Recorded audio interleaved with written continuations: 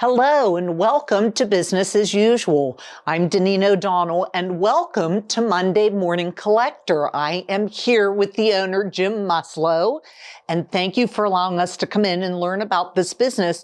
And I think some of these businesses, people have no idea are in town. So tell us what Monday Morning Collector is. So we are a sports card Pokémon store, primarily. We do have memorabilia, sports memorabilia, but we focus on single cards, unopened boxes, sets of sports cards primarily.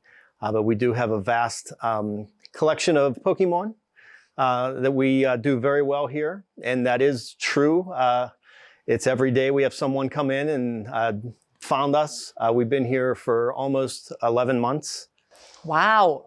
And to let everyone know, you're in the old Moses Jeweler building. Correct. And so people would probably be familiar with that location. Mm-hmm. And you talked about like different collector cards and Pokemon, and these sound like things from my past. Mm-hmm. Are these pastimes that were really popular, kind of went away and now are becoming big again, do you think? Yeah, I would say that. I think that there's a cycle to collecting. There's certain years or a couple years where maybe the collections are down as far as popularity, and then it goes back up. I would say Pokemon right now is very popular. Yes. Sports cards, because of some of the new players that have come into the leagues in the last couple years, have gained popularity. Hockey and basketball. But yeah, for sure, it was very popular, probably late 90s, and then lost a little bit of popularity. And then after COVID, it went really high and it stayed up there. Yeah, maybe people had more time to browse and get into it more then. Absolutely. Now, do you think rookie cards are the most popular thing that you have, or what are people looking for when they come in? Yeah, I would say rookie cards. There's a lot of what they call parallels. So there's special cards that they give numbers to. They'll stamp numbers on them. Okay. They're hard to pull out of cases and different things like that. It's like a short print cards that are very popular. It doesn't have to be a player's rookie, but those are probably the most popular, is the short print cards and the rookie cards. And you both sell and do you buy also? Yeah, we buy, sell, and trade. So, we buy collections all the time. We will do a combination of trading and buying if someone wants to do that. And of course, we sell a lot of stuff, the boxes and the singles. Now I see the Pokemon and the baseball cards, but I also see other things like baseball bats. I see some really cool old baseball uniforms and Babe Ruth things. Babe Ruth cigars, I think we were talking about. Tell us a little bit about some of the other things that you have here. Yeah, so we have memorabilia. So we have a lot of old bats and some uniforms and a lot of signed material. We have right now 50 plus full-size football helmets that are autographed by older players, Jim Brown and Barry Sanders, and up to Patrick Mahomes, and a lot of Steelers, TJ Watt, different things like that. But we do have really old stuff, for almost 100 years old. Some of the gloves that we have, the uniform that we have, and some of the pictures. I would like to know a little bit more about the graded cards. What does that mean? And explain that to our viewers who might not understand that. Yeah, so I had been grading cards when I was a collector for years. So you send off to a company, and then they will evaluate the card, the condition of the card, and then they encapsulate it, send it back with a grade, usually 1 to 10, 10 being the best. And that's something, once we started the business, we decided to offer that to customers, that they could come in and we would send bulk submissions to PSA. It's a company that we use, the only company we use right now, considered the top company. And we will send cards for sports cards every week. We'll do a submission, and with Pokemon, we're probably 2 times a month.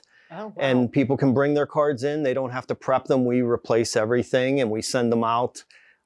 And they can bring 1 card in, they can bring 10 cards in. There's no minimum or maximum. Yeah. Is this something that would be kind of costly if they did on their own? Does that help them when they can bring it into here? Yeah, because we send a bulk submission, so we get a better it's better. price. Yeah. I have a subscription to PSA, which anybody can get that, but it does cost some money per year. And people don't have to have that. They could come in and they can give a card or 5 cards or whatever, and they don't have to get that. And then they get a better price per card to send and get graded. That's a good thing to know. Now, tell me, I understand that you have what you call trade nights. Yeah. Tell us about a trade night. Yeah, we're excited about those. We actually will put tables down here, and we have tables on our second floor. And we will have a Pokemon trade night once a month and a sports card trade night. We separated them. We tried them the first time with combined, and there was too many people here. Oh, wow. Yeah, Good. so that was a good problem. So we separated them to 2 separate nights. They're on Saturday nights, usually 6 to 8 p.m. And we just let people come in, bring their cards. They set up their own cards. They can trade with other people. They can buy.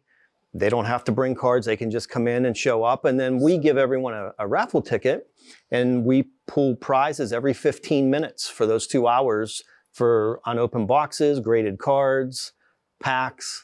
I feel like you're working really hard to sort of invite the community in and educate them and bring people and collectors together.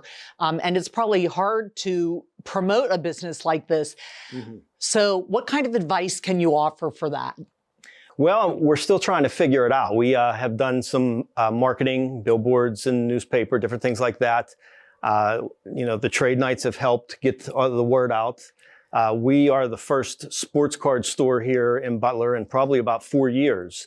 So a lot of people that come in are real excited, but we get new people in every day that didn't know we were here that live real close. So just trying to get the word out and have people tell other collectors and other people. And, that's the biggest thing, is to let people know we're here. How can people find out more about your business and those trade nights and events? Well, we post everything here at the store. We also are on Instagram and Facebook under Monday Morning Collector. And we will always post anything coming up on those sites, as well as any new products we get in and different things happening here at the store. Awesome. And my last question is just, how did you get involved in this? Were you a big collector yourself when you were young? Yeah, so it started when I was probably about 13 or 14, and it was my grandfather collected coins. Oh. So he had an office, and I had this little desk in his office, and I didn't like coins, so I liked baseball cards. So that's where I started many years ago. I just started collecting baseball cards there, and then it led into football and hockey and basketball and Pokemon now. Well, I really appreciate your taking the time to tell everybody about this business. Yeah, folks, if you are looking for some memorabilia and want to do some collecting or browsing, be sure to stop in here at Monday Morning Collector. For Armstrong, this is Daneen O'Donnell with Business as Usual. Thanks for watching this episode of Business as Usual. If you want to see more, just click on the playlist button up here. To keep up to date with all the shows from the Armstrong Neighborhood Channel, you can click on the subscribe button down here. See you next time.